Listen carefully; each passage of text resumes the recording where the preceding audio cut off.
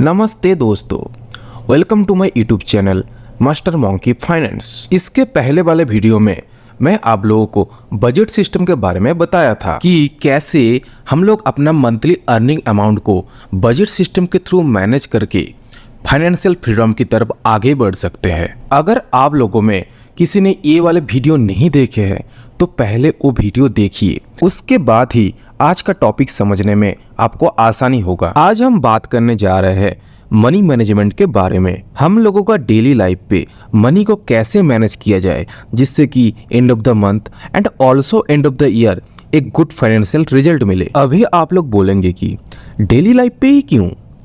अच्छा, आप लोग एक कहावत सुने होंगे कि बूंद बूंद से सागर बनता है। हम लोग डेली लाइफ पे जो अर्निंग एंड एक्सपेंसेस कर रहे हैं मंथ एंड पे उतना तो पता नहीं चलेगा, लेकिन एंड ऑफ द ईयर इसका रिजल्ट अच्छी तरह से रिफ्लेक्ट होगा। पैसे सब कमाते हैं, लेकिन कितने जन उस पैसे को सही तरह से संभाल पाते हैं? पूरे साल कड़ी मेहनत से पैसे कमाते जाते हैं, लेकिन एंड ऑफ द ईयर बोलते हैं मेरे पास तो कोई पैसा बचा ही नहीं है। जब कोई इन्वेस्टमेंट अपॉर्चुनिटी आता है, जैसे कि कोई प्रॉपर्टी सस्ते भाव में मिल रहा है या फिर कोई और इन्वेस्टमेंट अपॉर्चुनिटी, तब उस अपॉर्चुनिटी को प्रॉफिट में कन्वर्ट करने के लिए पैसा ही नहीं रहता है। कैसे रहेंगे जब आप पूरे साल आपका अर्निंग मनी को ठीक तरह से मैनेज ही नहीं किया? आज इस वीडियो के थ्रू आप लोगों को 9 मनी मैनेजमेंट रूल के बारे में बताऊंगा, जिसको फॉलो करके आप खुद को फाइनेंशियली ग्रो कर सकते हैं। चलिए शुरू करते हैं। फर्स्ट रूल है सेविंग्स, यानी पैसे को सेव करना। This is the first step to achieve financial freedom. हम सब साल भर कड़ी मेहनत से अर्निंग करते हैं। अगर इस पैसे को ऐसे ही खर्चा कर दिया जाए तो ये हमारा मेहनत का डिसरिस्पेक्ट करना होगा। हम लोगों को ऑलवेज अपना अर्निंग मनी का 25% सेविंग करना चाहिए, जिससे कि फ्यूचर में हम लोगों को फाइनेंशियली सपोर्ट मिल सके, क्योंकि आपके पास पैसे रहेंगे तभी आप कुछ कर पाएंगे। इसलिए सेविंग करना very important for our life. Second rule है इन्वेस्टमेंट ऑफ मनी। ये मेरा सबसे फेवरेट पॉइंट है। इसके बारे में बात करने से पहले मैं आप लोगों को एक आंकड़ा सुनाना चाहता हूँ। इन्वेस्टमेंट के मामले में अमेरिका में 58% लोग इन्वेस्टमेंट करते हैं और इंडिया में वो आंकड़ा है ओनली 8%। लेकिन इंडिया का पॉपुलेशन अमेरिका से बहुत ज़्यादा है। अभी आप लोग समझ पा रहे हैं कि वो लोग हम लोगों से फाइनेंशियल इतना एडवांस क्यों है? इतना कम पॉपुलेशन का होने के बावजूद भी हम मिडिल क्लास फैमिली वाले सेविंग हुए मनी को सेविंग अकाउंट में रख देते हैं और ये प्रोसेस साल दर साल करते जाते हैं, लेकिन इस पैसे को कभी भी इन्वेस्ट नहीं करते, ज़्यादा से ज़्यादा एफडी करते हैं। ऐसा करके ये लोग सोच रहे हैं कि हम लोग काफ़ी पैसा जमा कर रहे हैं और धीरे धीरे हम लोग अमीर बन जाएंगे। ये इन्वेस्टमेंट वगैरह वगैरह करके अपना मेहनत के पैसे को क्यों रिस्क में डाले? अपने आंखों के सामने पैसा रहता है और ये देख के बहुत सुकून मिलता है, लेकिन किंतु परंतु इस प्रोसेस के थ्रू आप अमीर नहीं बन रहे, उल्टा धीरे धीरे गरीब बनते जा रहे। क्या झटका लगा? अभी आप लोग बोलेंगे कि ये कैसे हो सकता है? हर महीने हम लोगों का सेविंग अकाउंट में बैलेंस धीरे धीरे बढ़ता जा रहा है, तो कैसे हम लोग गरीब बन रहे हैं? अभी मैं आपको बोलूँगा, या विश्वास करेंगे? आपका जो बैंक में पैसा पड़ा हुआ है वो सिर्फ नोटों का बंडल है, जिसका वैल्यू हर साल गिरते जा रहा है। ये पैसा डिजिट में उतना ही दिखेगा जितना आप रखे हुए हैं, लेकिन इसका वैल्यू हर साल गिरते जा रहा है। वो गिरा हुआ वैल्यू आपको फिजिकली दिखेगा नहीं। अभी आप लोग बोलेंगे ऐसा क्यों हो रहा है? इसका रीज़न क्या है? इसका एक ही मात्र रीज़न है इन्फ्लेशन, यानी कि महंगाई, जो आपका पैसे को साल दर साल दिमाग की तरह खाते जा रहा है। एज ए एग्जाम्पल, आप कोई सामान एक पर्टिकुलर क्वांटिटी पे इस साल 100 रुपये में खरीदे हैं, लेकिन वही सामान उसी क्वांटिटी में नेक्स्ट ईयर खरीदने के लिए जाएंगे तो आपको 110 रुपये में मिलेगा। इसका मतलब है आपका 100 रुपये का वैल्यू 10 रुपये गिर चुका है। अभी सिर्फ वो दिखने में ही 100 रुपया है, लेकिन 10 रुपये गिर के उसका अभी ओरिजिनल वैल्यू बन गया 90 रुपये उस सामान के हिसाब से। ठीक वैसे ही आज से 10 साल पहले जो सामान 100 रुपये में मिलता था, लेकिन आज के डेट में वो कम से कम 600 से 700 या उससे भी ज़्यादा की भाव में मिल रहा है कि नहीं? अभी सोचिए, हर साल इन्फ्लेशन रेट बढ़ रहा है और जिसके वजह से आपका पैसे का वैल्यू कम होते जा रहा है। अगर आपके पास बैंक में 10 लाख रुपए है, इस डिजिट को देख के खुश मत होइएगा, क्योंकि कुछ सालों बाद ये अमाउंट का वैल्यू गिर के 9,80,000 रुपये रह जाएगा। ना लेना ना देना, 20,000 का फटका। अभी समझ पा रहे हैं मनी को सेविंग अकाउंट में रखना कितना नुकसानदायक है। अभी आप लोग बोलेंगे इससे कैसे बचे। इसका एक ही रास्ता है, इन्वेस्टमेंट करना, लेकिन ऑब्वियसली सेफ इन्वेस्टमेंट। इंडिया में हर साल ऑन एन एवरेज 6.5% रेटिंग में इन्फ्लेशन रेट बढ़ रहा है और दूसरी तरफ सेविंग अकाउंट में 3 to 4% एंड एफडी में 4 to 6% रिटर्न दे रहा है। इसी कंडीशन पे हम लोगों को अपना पैसा 20 to 30% ईयरली बेसिस में इंक्रीज करना है। जैसे कि 100 रुपये को 120 से 130 रुपये तक लेके जाना है और इससे भी ज़्यादा रिटर्न मिले और भी बढ़िया बात है। ऐसा करके आप लोग इन्फ्लेशन को बीट कर पाएंगे और खुद को फायदे में रख पाएंगे। इस प्रोसेस के थ्रू ही बड़े बड़े लोग अपना सेविंग मनी को इन्वेस्ट करके खुद को फाइनेंशियली फ्री बनाए हैं। अमीर उसे नहीं कहते जिसके पास बहुत सारा पैसा है। एग्जैक्टली अमीर उसको ही बोलते हैं जिसका इनकम उसका एक्सपेंसेस के कंपैरिजन में बहुत ज़्यादा है। तो अभी से आप लोग इन्वेस्टमेंट शुरू कर दीजिए। आप चाहे तो इन सारी चीज़ों में इन्वेस्टमेंट कर सकते हैं, जैसे कि हो गया real estate, stock market, mutual fund, ETF, PPF etcetera. मैं इस सब के बारे में इन डिटेल्स में किसी दूसरे वीडियो में बात करूंगा, लेकिन अभी आप ये समझिए कि पैसे को सिर्फ सेविंग करने से कुछ फायदा नहीं है। इस सेविंग में मनी को इन्वेस्ट करना बहुत ज़रूरी है। मनी मैनेजमेंट का तीसरा रूल, ट्रैक योर एक्सपेंसेस, यानी कि आपका खर्चे को ट्रैक कीजिए। ये मनी मैनेजमेंट का बहुत ही इंपॉर्टेंट पार्ट है। हम लोगों को अपने प्रोफेशन से एक सैलरी अमाउंट हर महीने अकाउंट में क्रेडिट होता है और हम लोग पूरे महीने इस पैसे को किसी न किसी रीजन से खर्च करते रहते हैं। कभी कभी हम लोग ऐसा कुछ खर्चा कर देते हैं जिसके लिए हम लोगों का कोई प्लानिंग नहीं रहता और कुछ पैसे को कहां पर खर्चा किया है उसका भी कोई पता नहीं रहता। इस वजह से क्या होता है कि अकाउंट में कितना पैसा क्रेडिट हुआ है उसका तो पता रहता है हम लोगों को, लेकिन ये सारे पैसा कहां पर खर्चा हुआ है एंड ऑफ द मंथ उसका कोई हिसाब मैच नहीं कर पाते। इसके लिए हम लोगों को हर महीने का खर्चा एक नोटबुक में लिख के रखना चाहिए, क्योंकि इससे पता चलेगा कहां पर कितना पैसा खर्चा हुआ है और उसका एक क्लियर कट डेटा रिटर्न में मिल पाएगा। जब आप उस डेटा को रीड करेंगे तब आपको खुद को ही फील होगा कहाँ कितना पैसा खर्चा हुआ है और वो खर्चा सही है या नहीं। इस डेटा के ऊपर बेस करके हम लोग अपना अननेसेसरी खर्चों को कंट्रोल कर सकते हैं और ये मनी सेविंग करने में बहुत ही हेल्पफुल होगा।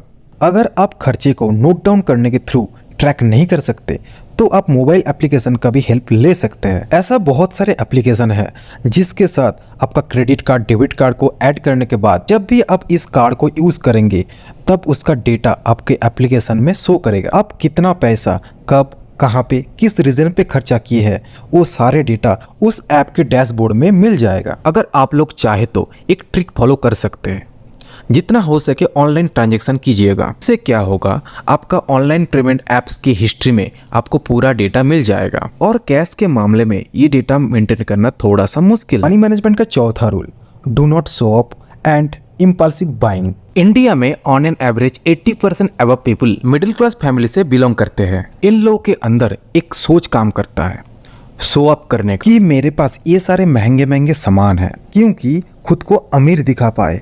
इसलिए आपका फ्रेंड्स, रिलेटिव्स, इन लोगों के पास कोई महंगा महंगा सामान है और जो आपके पास नहीं है, तब आप जी जान से लग जाते हैं कहीं से भी पैसे जुगाड़ करके उस सामान को खरीदने के लिए। भले ही उस चीज़ का जरूरत नहीं है आपको, लेकिन आपका रिलेटिव्स, फ्रेंड्स, पड़ोसी को स्वैप करने का कोई भी मौका आप छोड़ते नहीं है। ऐसा करके खुद का ईगो को तो शांत कर लोगे, बट इस तरह की बाइंग के वजह से आपके पॉकेट के ऊपर जो प्रेशर आएगा उसका क्या करोगे। आप जिन लोगों को स्वैप करने के लिए ये सारे महंगे महंगे चीज़ें खरीद रहे हैं वो लोग तो नहीं आएंगे आपको हेल्प करने के लिए, तब आप क्या करोगे, सोचे है कुछ। इसलिए जितना हो सके इस तरह की बाइंग से खुद को दूर रखें।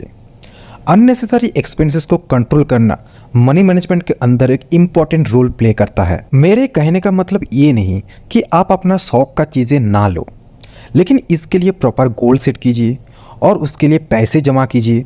उसके बाद ही उस पैसे से आप अपना गोल को अचीव कीजिए, लेकिन शो ऑफ करने के लिए इस तरह का इम्पल्सिव बाइंग मत कीजिए। मनी मैनेजमेंट का पांचवा rule, don't take loans for luxuries, यानी कि लग्जरी सामान खरीदने के लिए कभी भी लोन मत लीजिएगा। लग्जरी एक ऐसा चीज़ होता है जो हर इंसान अपने लाइफ में चाहता है।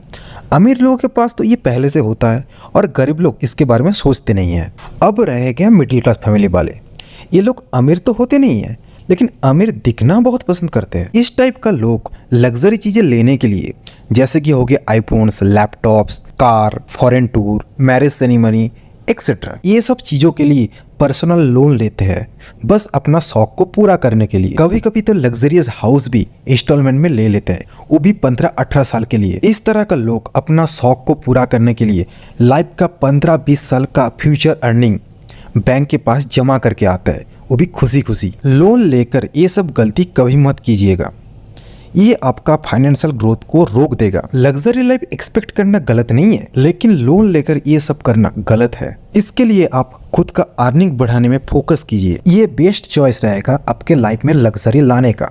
मनी मैनेजमेंट का 6वां rule, your lifestyle should be simple. कभी भी आपका सोशल स्टेटस सिंबल से आपका लाइफस्टाइल इंस्पायर्ड नहीं होना चाहिए। अगर आपका पर्सनल लाइफ पे सोशल स्टेटस घुस जाए तो आपका जीना मुश्किल हो जाएगा। एज ए एग्जाम्पल, आप किसी टाइम पे गरीब या मिडिल क्लास फैमिली से बिलोंग करते थे, लेकिन आज अपना सूझबूझ और मेहनत से खुद को फाइनेंशियली फ्री बनाया है। इसी वजह से आपका सोशल लाइफ पे चेंजेस आया, दैट्स वेरी गुड। लेकिन आपका डेली लाइफ पे चेंजेस आया, that's not a good sign. हम लोगों को ऑलवेज डेली लाइफ को सिंपल रखना चाहिए।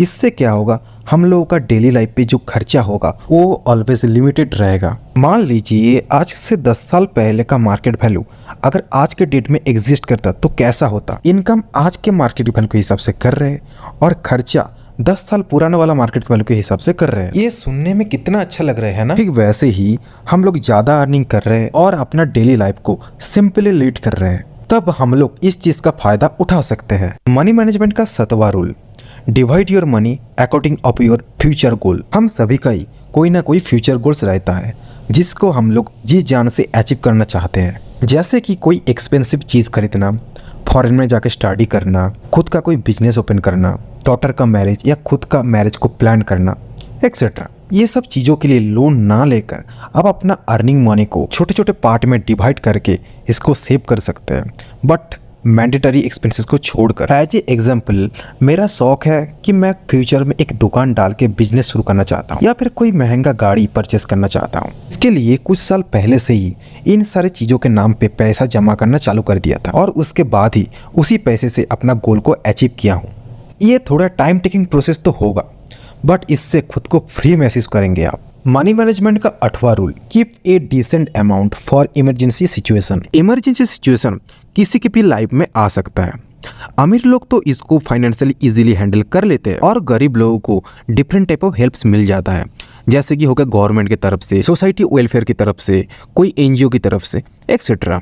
लेकिन हम मिडिल क्लास फैमिली वाले के पास ना पैसा होता है ना किसी से हेल्प मिलता है। इस वजह से कोई इमरजेंसी सिचुएशन को हैंडल करना इन लोगों के लिए थोड़ा सा डिफिकल्ट हो जाता है। इस तरह की सिचुएशन में खुद को लोन लेकर डेट की जाल में फंसा लेने के सिवाय और कोई रास्ता खुला नहीं रहता। इस तरह का इमरजेंसी सिचुएशन से बचने के लिए आपके पास 7 महीने से 1 साल का इमरजेंसी फंड होना चाहिए। मनी मैनेजमेंट का 9वां rule, do not invest by influencement, यानी कि किसी की बातों में आके गलत इन्वेस्टमेंट मत कीजिएगा। इन्वेस्टमेंट एक ऐसा प्रोसेस है जो हम लोगों का पैसे को कंपाउंडिंग के थ्रू कई गुना बना सकता है, लेकिन ये तभी पॉसिबल है जब इस पैसे को सही जगह में इन्वेस्ट किया जाए। आज का डेट में social media influencer, stock operator, ये लोगों के साथ क्या करते हैं कि अपने फायदे के लिए लोगों को हाई रिस्क वाले चीज़ों में इन्वेस्ट करने के लिए इन्फ्लुएंस करते हैं, जिससे कि आप लोग ट्रैप हो जाए और वो लोग इजीली अपना प्रॉफिट लेके निकल जाए। और कभी कभी ये भी देखा गया है कि हम लोग अपना रिलेटिव्स या फ्रेंड जो उनके थ्रू इन्फ्लुएंस हो गए कोई हाई रिस्क वाली चीज़ों में इन्वेस्ट कर देते हैं, जैसे कि कोई property, stocks, SIP, mutual fund etcetera. अपना दोस्त बोला है तो सही होगा, लेकिन ये बहुत बड़ा गलत सोच है। इस तरह की इन्वेस्टमेंट से हम लोगों को बहुत बड़ा नुकसान हो सकता है। तो जब भी इन्वेस्टमेंट कीजिएगा उसके पहले उस चीज़ों को अच्छी तरह से समझिए, एनालिसिस कीजिए, उसके बाद ही इन्वेस्टमेंट डिसीजन लीजिएगा, और नहीं तो FD में पैसे डाल के रख दीजिए, वही आपके लिए सेफ रहेगा। ये है मनी मैनेजमेंट का 9 रूल्स जो आपको फाइनेंशियली ग्रो होने में बहुत हेल्प करेगा। हो सके तो आपका adult family members, friend zone में इस 9 रूल के बारे में बताइए, उन लोगों को भी फाइनेंशियल गोल अचीव करने में हेल्प कीजिए। सो फ्रेंड, आज यहीं तक ही है। अगर इस वीडियो से आपको थोड़ा सा भी वैल्यू मिला है so please subscribe and hit the bell icon.